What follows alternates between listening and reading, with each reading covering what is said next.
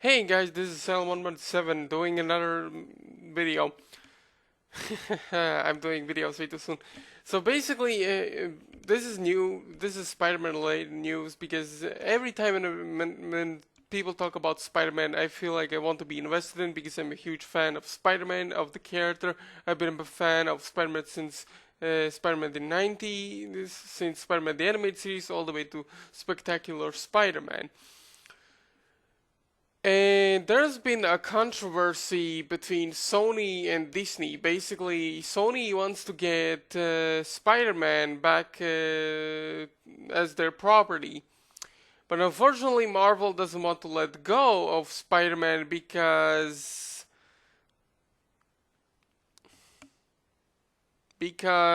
Disney wants to own everything. And my biggest issue with this problem is that fact that the way how Disney is becoming nowadays. I've been sharing a lot of videos about, especially about Disney, about how originality is dying out and so forth. And it's because of how the reason why I'm talking about these kinds of things is because how I'm mostly afraid how people are turning out nowadays. Mostly people are just blinded by either by nostalgia or just want things for their own, or they just becoming stupid considering they still want to see a lot of people want to see the Marvel movies, especially how including how Phase 4 is basically replacing all the man characters and putting all these political agendas, blah blah blah. I told you about this before, but my biggest issue is the fact that a lot of people, especially MCU fans, are upset about this mostly because they feel like Marvel, basically Spider-Man is better represented in the MCU rather than he was represented in Sony Entertainment. Now, if you guys don't know, I did like 1 and 2 videos about MCU Spider-Man. I did reviews for. I even did a trailer discussion about Spider-Man Homecoming, and I even did reviews separate, do different reviews for both Spider-Man Homecoming and Spider-Man Far From Home, and each of them have spoilers. Maybe I did leave out a few things, but like I said, I don't have a lot of times, a lot of time, especially when it comes to videos. But with Spider-Man, MCU Spider-Man, the way how he's represented in the MCU is it doesn't really suit me well because a lot of people might considering some people might call me a hater because I don't like MCU or I don't like MCU Spider-Man. It's not like I don't completely 100% dislike MCU, but a lot of the times I feel like MCU is just overstated its welcome, and I feel like superhero movies are just getting way too much attention rather than some regular movies that people try to at least come up with original ideas. But then of course, there are some like I said, there are some movies I like from the MCU, like Captain America: The Winter Soldier, Infinity War was really good. The first Iron Man movie was still holds up really well. I still like the Incredible Hulk, even though a lot of people, including the MCU fan club, hate the Incredible Hulk, even though it is like the best representation of the Hulk's character, rather than how he was originally represented in the comics, rather than how he's represented in MCU. And I might do a separate video later on about talking about how the MCU has ruined the Hulk's character, but now we're talking about Spider-Man. Spider-Man in the MCU is just like they basically replacing Uncle Ben with Tony Stark, and some people might argue, yeah, but he was mentioned in Homecoming, blah blah blah, yeah, but say his name, maybe say his phrase that Spider-Man always uses in the show. With great power comes great responsibility. But with MCU, it's just like no, no, no, no, no. We can have that. People are sick of Uncle Ben, sick of his backstory, yada yada. Like I understand people are getting sick of the backstory of Uncle Ben, but Uncle Ben's backstory, Uncle Ben's death, Peter Parker's original backstory is essential to Spider-Man's character, because without that backstory, there is no Spider-Man. Even in the Spider-Man the animated series, they did like a crossover with many different Spider-Mans from different universes. There's a Spider-Man who's like a multi-billionaire, like kind of like Tony Stark. All his friends, loved ones live, like Gwen Stacy, which we hear and see for the very first time in Spider-Man mythos. Some of us didn't read comics, myself including, but we also see that Uncle Ben is still alive in that universe. But despite that, Uncle Ben still exists in that universe, in that Peter Parker Spider-Man's universe. Because, like I said, without Uncle Ben, there is no Spider-Man. Uncle Ben is essential to Spider-Man's character, because without Uncle Ben, there is no Spider-Man. You can't have Spider-Man, you just can't have Spider-Man. You can't just thinking, oh, we're gonna rewrite this and that, and it's gonna make it all better. Fuck's sake! Even Stan Lee, the creator of Spider-Man, even said in like Sam Raimi's interview, he had some. I feel like he has some involvement with Spider-Man's character, but he's more involved with the comics rather than how it was represented in the movies. But still, Stan Lee, I feel like he was proud how Sam Raimi handled Spider-Man's character, especially in the first two movies. And in Spider-Man 1, there was an interview with Stan Lee, and he said that I don't want to make this Spider-Man this character that is rich, that is famous. I want him to make him like an average person that has real life problems. That's what Spider-Man is. That's why I love Sam Raimi's Spider-Man 2, because it shows the difficulties, the reality of the real world. Real world sucks, but despite how it sucks, what makes Spider-Man such a cool character is that fact that he keeps on moving forward, and it even shows that the Spider-Man, despite Peter Parker always has problems with dealing with the social life because of his responsibilities of Spider-Man. He always goes on saving the city from supervillains, mob bosses, crime syndicates, whatever, and because of that, Peter Parker's social life always gets destroyed along the way. But at the same time, it can be restored if Peter Parker chooses to do something about it, because Peter Parker is aka Spider-Man is not a heartless person. He's very loving, he's really caring. He goes to Daily Bugle so he could help out Aunt May with her pills. That's what makes Spider-Man such an interesting character, because Spider-Man is not just a superhero, he's every person that exists in the real world. And I think that's. I hope you guys understand about how I feel about this, because I love Spider-Man. I loved him since, like I said, from Spider-Man the animated series. He was really a really interesting character. Despite him being a solo character, despite him having troubles, he keeps on going. He always has like cool rogues gallery of villains. Carnage is probably my favorite. Even Tom Holland in one of the interviews, I think it was Far From Home, I believe, or it was Spider-Man Homecoming. Tom Holland said one of the villains he wants to face in the big screen is definitely Carnage, but considering how MCU Disney, aka Disney, is being handled nowadays by these political agendas, and how feminism and whatever is just, it's ridiculous. Like, I still play older Spider-Man games. I wish I could play Spider-Man PS4, but I don't have a PS4 or even the place to put it, but I don't want to waste too much money. But still, Spider-Man is a character, always been and always will be a solo character. Hell, there is even, there was, I think it was at Comic-Con I saw on YouTube, basically, some person, one of the audiences when, Stan Lee was with other people, some people say that Spider-Man, why Spider-Man isn't bisexual, why he's not gay. Like, I really hate this bullshit when people just forcing in characters that are originally straight and want to force them to be gay because, you know, political agendas, feminism, SJW, blah blah blah, social media, because we can't have, like, we can't come up with original ideas anymore, so we need to retcon other characters from other sources, from other creators.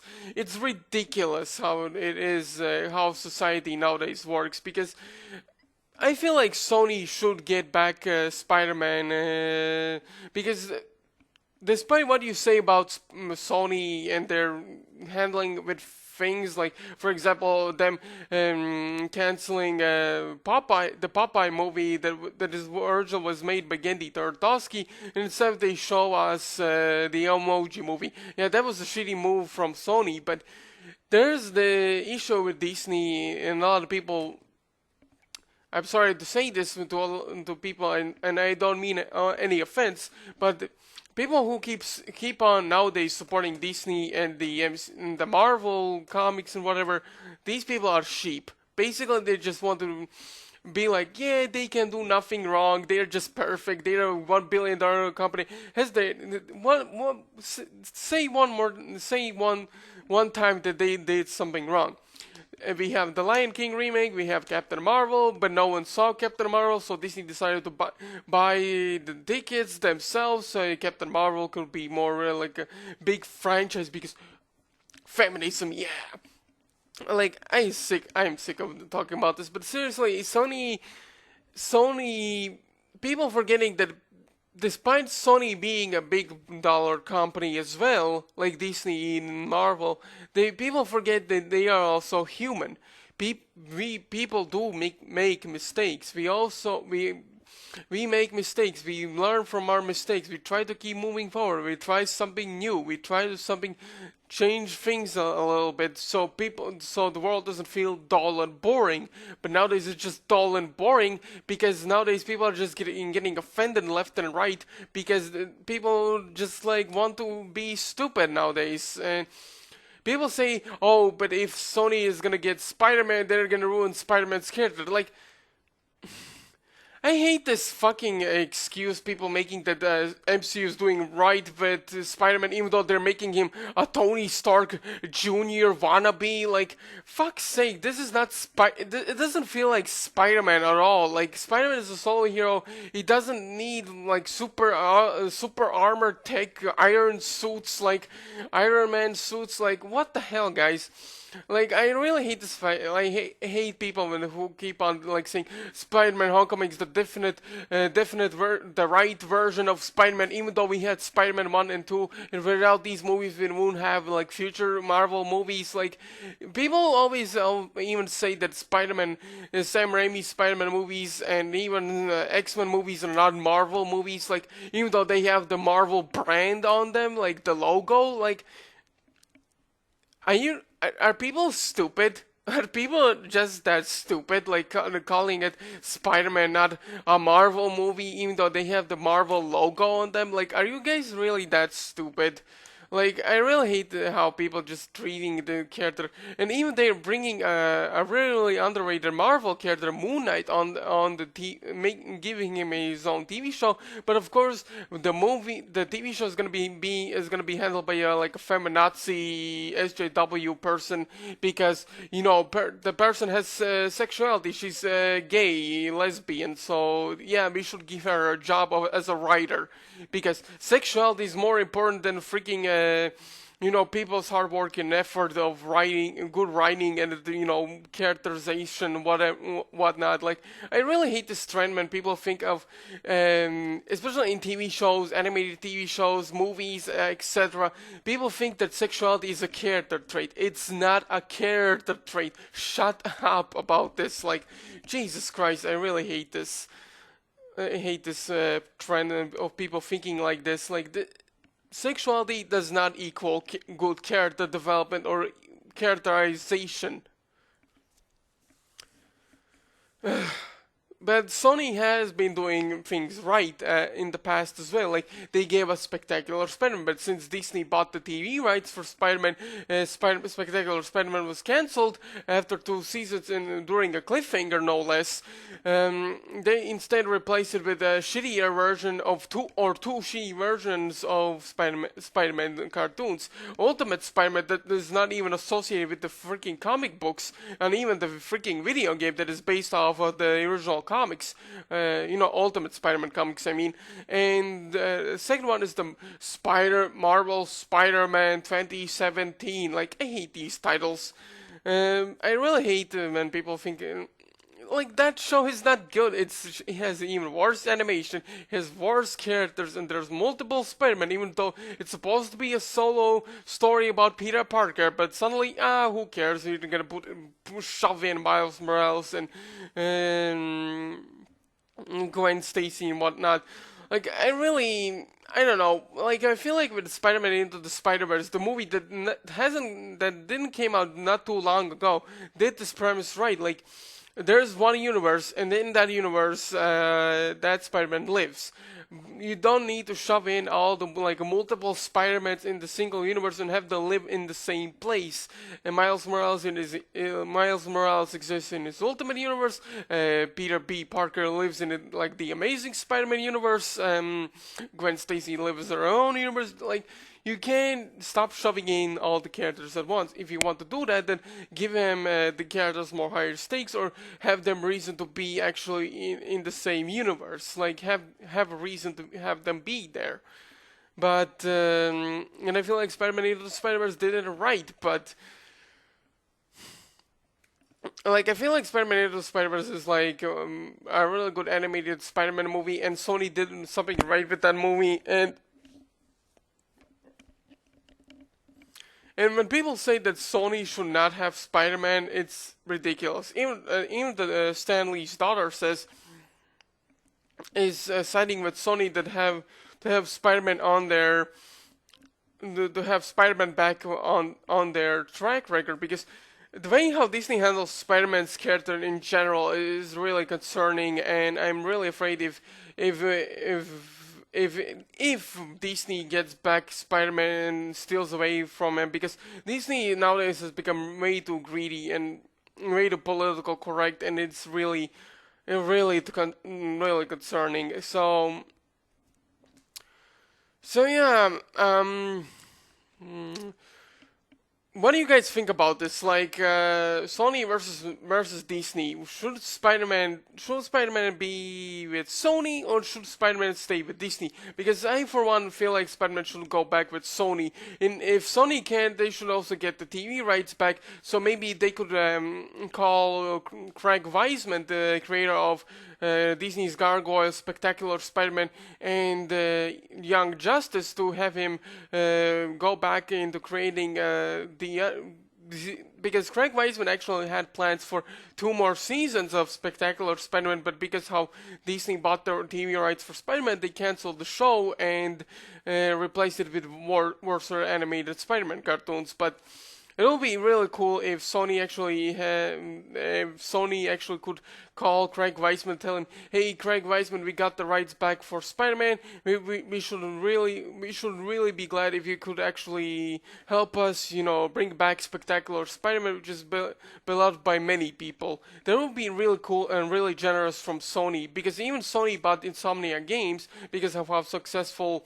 Even though it's kind of weird considering Insomnia Games have been working with Sony for like many years, so I don't know what's the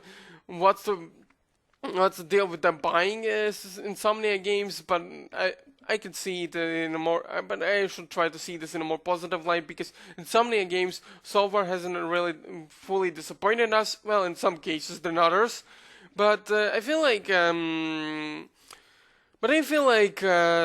Sony is trying to actually do the right thing, because the fact that Disney just tries to own everything, it's really concerning and could destroy anything that associates with entertainment.